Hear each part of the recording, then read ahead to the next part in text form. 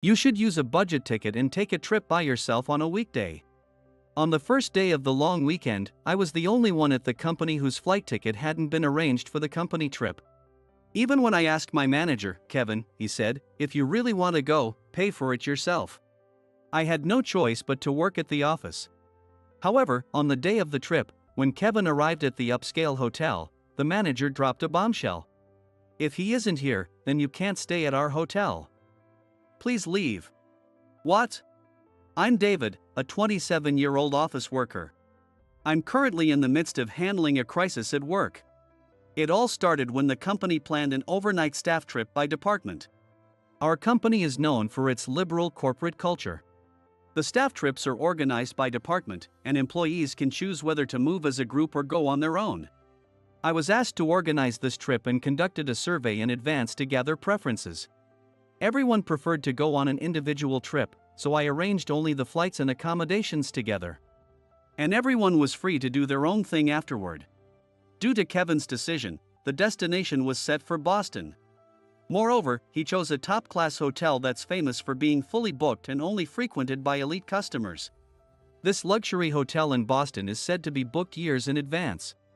But it's also known for its fluctuating reservations, and sometimes rooms become available due to cancellations. The travel dates were assigned for the first day of a long weekend. I struggled to secure a reservation at that hotel amid my busy schedule. Fortunately, I managed to book the flights early, so all that was left was to handle the difficult hotel booking. Once my work calmed down a bit, I was abruptly scolded by Kevin, who had made an unreasonable request. Hey David! Just because you're in charge of the trip doesn't mean you can slack off at work. Get back to your duties immediately. My boss, Kevin, is an elitist manager. Yet, he has a knack for demeaning people and making timely remarks that diminish others' reputations, controlling people. Moreover, he's skilled at having others prepare everything and then suddenly showing up at the last minute to take the credit. As a result, he has climbed the corporate ladder by claiming these efforts as his own achievements. Seriously, working with Kevin makes us feel like we're the only ones getting worn out. Kevin, with his strong sense of elitism, never uses the bathrooms near our department. He goes out of his way to use the ones frequented by the executives. That's why the bathroom is also a perfect spot for us to let off some steam. That guy always gives us the troublesome tasks, so thanks to that, our ability to handle follow-up support has improved. Clients remember our faces and names right away. You were right there when Kevin got another contract, weren't you? He was talking like it was all his doing, but I bet you were there too, right? Yeah, it's always like that with him. I sighed in agreement. After all, my achievements always end up credited to Kevin. What on earth is going on with the personnel evaluations at this company?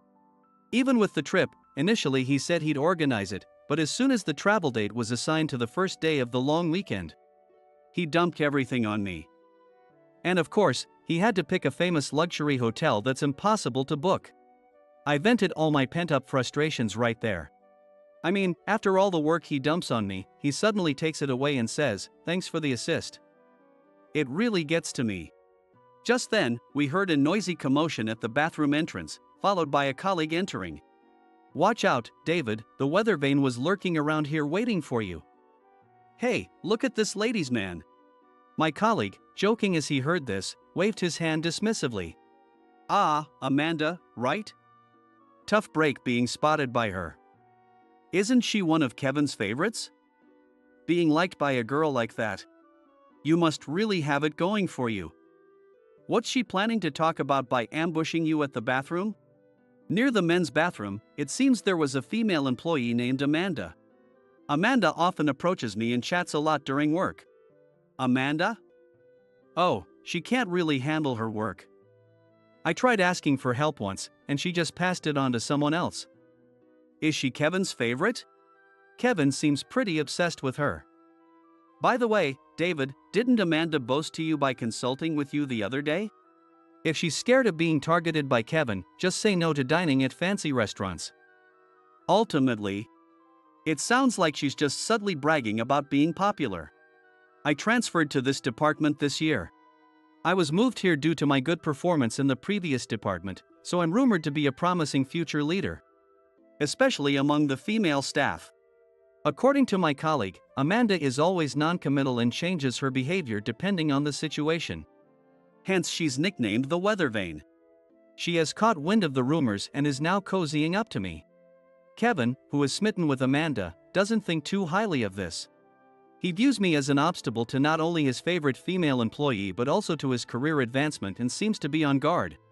It's an utterly ridiculous situation. I'm not at the company to pursue romance. I'd rather not be caught up in this mess. Kevin is hoping for an overseas assignment, and since he's got the performance to back it up, he'll probably transfer soon. But it's all stolen glory. Maybe I should also request a transfer. I can't take it anymore. And there have been several others who've transferred and even surpassed Kevin in their careers. Amanda and Kevin consistently hinder my work. Kevin either steals my tasks or dumps his on me, and Amanda meddles unnecessarily, stirring up trouble. Having these two around, constantly pulling me into their selfish schemes, is nothing but a nuisance. Sorry for the trouble. Really, thank you. I'll count on you on the day. This evening, after all my efforts, I finally managed to secure a reservation at the highly sought-after luxury hotel. Because I've been handling my regular duties in addition to making these arrangements, I've been working overtime continuously. Finally, I can leave on time today, and I start to pack up with a sense of relief. Then, I'll be taking off first. See you tomorrow. As I say goodbye to my colleagues who are still at the office and head out, I run into Kevin in the hallway. Seeing me leaving on time, Kevin looks puzzled and asks, "Hey David, how's the trip arrangement going?" "Yes, it's all done." "Really? You got the reservation at that hotel?" "Yes, I was lucky." Kevin looks at me with a skeptical eye. "I'll be checking it," he declares as if issuing a challenge. Worried about being assigned additional unnecessary tasks, I hurriedly left the office. As expected, as the trip drew near, I was treated as if I were no longer needed, and Kevin took over the coordination of the already arranged trip. Then, he dumped a new trouble case on me, and I was consumed with dealing with that, completely forgetting about the trip. The day before the trip, while preparing, I discovered that my flight ticket had not been sent to me, while my colleagues had received theirs without issue. I had arranged for digital tickets to be distributed to each person's work phone for the flight, but apparently, only mine was missing.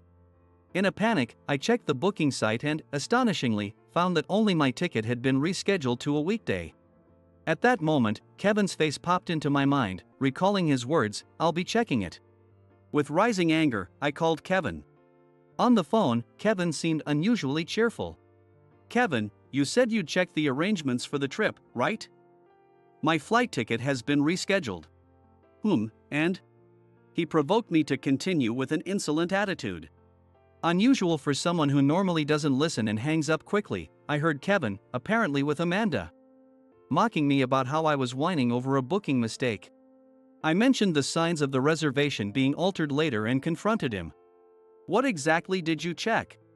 Then Kevin retorted, "Hey, don't try to shift the blame for your own mistakes," and started lecturing me. "Since you're the one who arranged everything, it's your mistake, right? We're going ahead with the trip as planned tomorrow. If you have any complaints, you should cover all the expenses yourself." "I doubt it's possible at this point," Kevin sneered. "Or, if you really want to go that badly, use your paid vacation days and go alone with the budget ticket on a weekday." Kevin laughed mockingly over the phone. But a certain remark confirmed my suspicions that Kevin had tampered with the ticket schedule.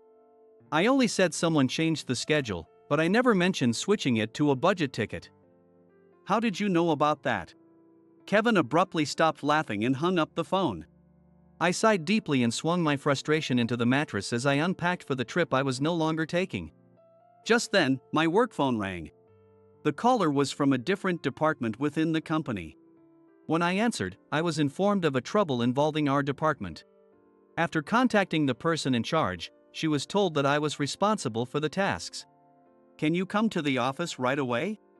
"I'll be right there." I apologize for the inconvenience. This call shifted my frustration into action. I quickly prepared and headed to the office. "I've run into an emergency and can't make it. I'm really sorry."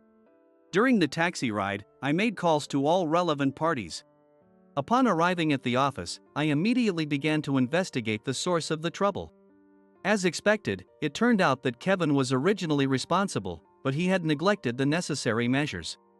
Fortunately, the issue was minor enough to be rectified internally. I was relieved that it hadn't escalated to involve our clients.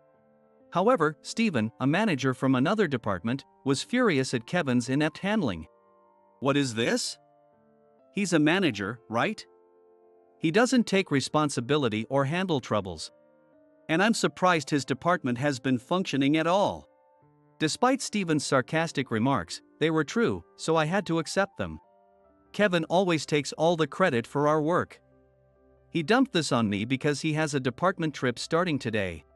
"David, aren't you participating in the trip?" I think he intentionally kept me back as the troubleshooting staff, foreseeing this situation. He told me to take a weekday off and go by myself. What a guy! As I explained why I was unfairly set up to handle the complaint and work over the holiday, Stephen was more appalled than angry. "I recognize your competence in handling this difficult situation. I will make sure to report this properly. Thank you very much."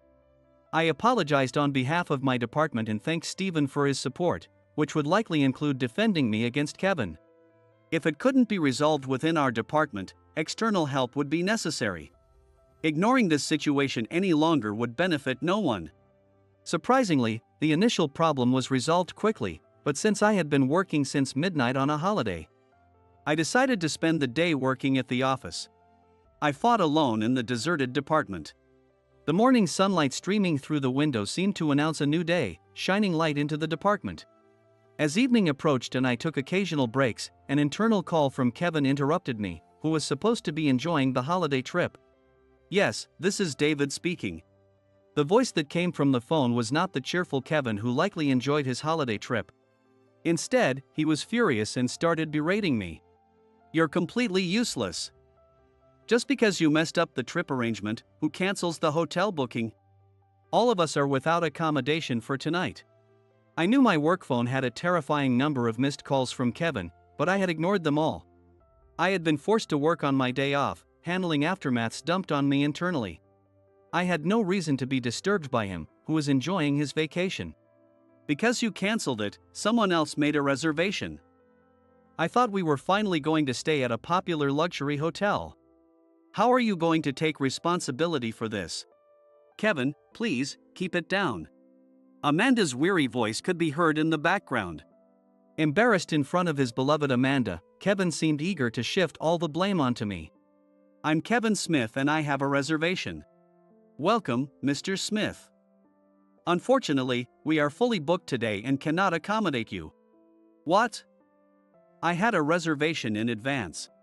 We received a cancellation notice from your side yesterday." "My name is Melissa, the manager. Please follow me to another room for further details." That was the narrative I heard from an infuriated Kevin. Unable to give up, Kevin complained excessively until Melissa eventually led his group to another guest room. There, Melissa suggested they find accommodation at a different hotel as staying at this one was not possible. Kevin, who had come to Boston specifically to stay at this hotel, was not satisfied and called me to shift the blame for the booking mishap. "Mr. Smith, thank you for visiting our hotel." Melissa, maintaining her composure, thanked him for his visit. She then explained that there had been no changes to the emergency contacts, suggesting a misunderstanding on our end. Kevin, having to accept his fault at least temporarily, calmed down but was quick to find a way to vent his frustration by targeting me. "Please, as a senior professional, could you firmly address my subordinate who made this mistake? He really is useless and incompetent." Saying this, Kevin handed his phone to Melissa. "Is that so?" Melissa said as she accepted the phone. The next moment, everyone present was stunned. "Oh, David? It's been a while. Haven't seen you in some time, are you well?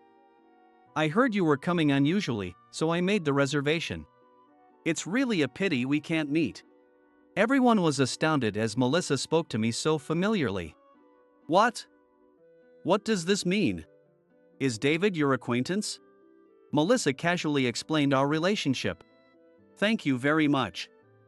David is my dear nephew, so I made his reservation a priority." Melissa then revealed that after another employee confirmed the reservation, one room was upgraded.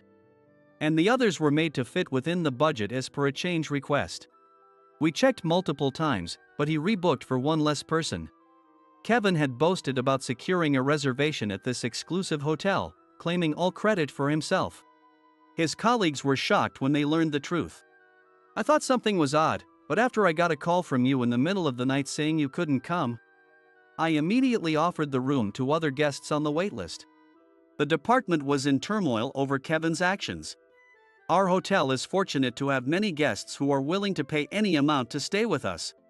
I then explained that I had been called into the office the day before to deal with a mess caused by the manager, which involved other departments.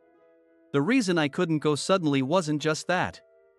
I felt bad because my aunt had put so much effort into the arrangements. Upon hearing this, all my colleagues seemed to look at Kevin with disdain. Was it always planned for David? Seriously, who was the luxurious room for? Such childish behavior for an adult. My colleagues voiced their long-standing grievances against Kevin, and even Amanda turned against him. It's just unbelievable. You always come close and cling to me, I find you scary. Amanda, known as the weather vane, was showing her true colors. Though she had been actively staying by Kevin's side during the trip, she quickly switched sides in this situation.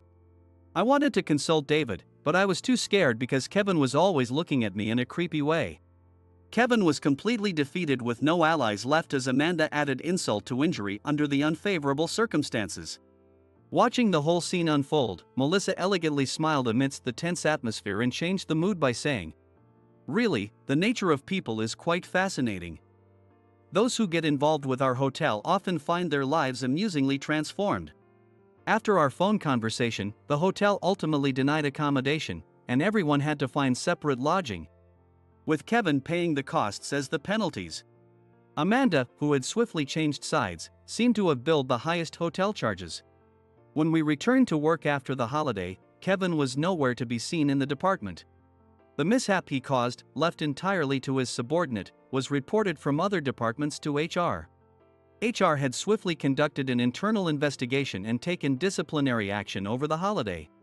Given that many had requested transfers because of Kevin and with reports from other managers, it became a top priority. In the end, Kevin was transferred overseas as he had wished. However, his new assignment was far from the glamorous frontline positions he had hoped for, differing significantly from places where a bright career was expected. His performance in the company was re-evaluated, and his transfer, though not officially a demotion, had such implications. For a while, Amanda clung to me, but eventually, she requested a transfer and moved to another department. Following Kevin's transfer, I was appointed as manager due to my efforts in solving the crisis. However, I was soon called by HR. Apparently, Amanda had claimed that I had assigned her work beyond her capabilities. HR inquired about the situation, and I naturally defended myself. Upon investigation, it was found that during Kevin's time, Amanda was heavily pampered in the department, supported hand and foot, and barely had to work.